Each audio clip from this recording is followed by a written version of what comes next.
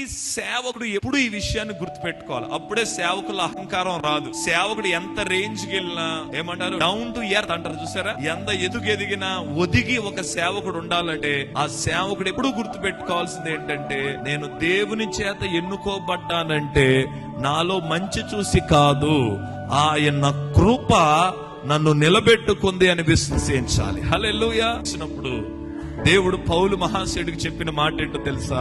నా కృప నీకు చాలు. అంటే పౌలు సేవ అంతా దేనితో నడిపించబడిందంటే దేవుని యొక్క కృపతో నడిపించబడింది. అందుకనే పౌలు భక్తుడు ఎప్పుడూ హెచ్చించుకోలేదు. ఎప్పుడైనా హెచ్చించుకున్నాడా? నా అతిశయం ఎవరిలో ఉందన్నాడు? దేవునిలోనే నా అతిశయం. నేనేమై ఉన్నాను అది కేవలం దేవుని కృప వలనే అని చెప్పాడు. దేవుని కొరకు అంతగా వాడబడటానికి గల కారణం ఏంటంటే ఆయనలో ఏ అతిశయం రాలేదు. కారణము ఆయన నడిపించబడింది దేవుని కృపతోనే. నేను సేవకులందరికీ ఈ మాట తెలుసు, అయినా నేను ఈ మాట మీకు జ్ఞాపకం చేస్తున్నాను. దయచేసి నా మాటలు మీరు గమనించండి. మనము ఏమై అవుతున్నామో అది దేవుని కృప. నేను సేవకు ఎన్నుకోబడింది దేవుని కృప వలన. నన్ను దేవుడు నిలబెట్టుకున్నది దేవుని కృప వలన. అది ఎప్పుడైతే మనం పదే పదే మన మనసులో మనం ఆ విషయాన్ని గుర్తు చేసుకుంటామో ఖచ్చితంగా మనలో అతిశయం రాదు, అహంకారం రాదు, గర్వం అనేది మన హృదయంలో చోటు చేసుకోము. మనం ఎంత దేవుడు మనల్ని ఆశీర్వదించినా మనం ఒదిగి ఆయన సన్నిధిలో జీవిస్తాం.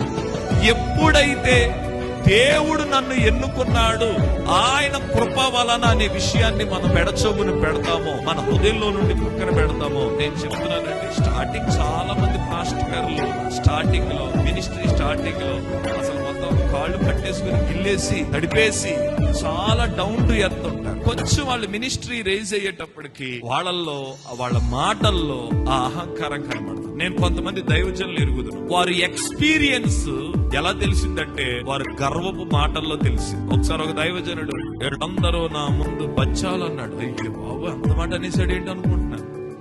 అంటే అన్నాడు నాది 45 సంవత్సరాల అనుభవం. వెరీ గుడ్, 45 సంవత్సరాల అనుభవం. అసలు నేను వచ్చినప్పుడు ఇక్కడ ఎవడో లేడు అంటున్నాడు అక్కడ ఉన్న పాస్టర్లను చూసి. ఇంకా తర్వాత ఆయన మాటలు ఎంత అతిశయంతో వెళ్ళిపోయినాయి అంటే ఇంకా దేవుడు మహిమపరచబడతలేదు, ఆయన్ని ప్రమోట్ చేసుకోవడమే ఎక్కువైపోయింది. నేను అంటున్నాను, ఆ రోజు చెడుతనముతో నిండిపోయినప్పుడు దేవుడు నోవాహుని ఎలా ఎన్నుకున్నాడో ఈ తరములో ఆ నోవాహులు ఎవరమో కాదు, నీవు నేనే ఆయన చేత ఎన్నుకోబడిన నోవాహులము. హల్లెలూయా. ఆ తరములో దేవుడు నోవాహుని ఎన్నుకున్నాడు, ఈ తరములో దేవుడు మనలను ఎన్నుకున్నాడు. ఎలా ఎన్నుకున్నాడు తెలిసిన? ఎవరి మీద ఆయనకి నమ్మకం లేదు, మనల్ని ఆయన చాలా నమ్మాడు.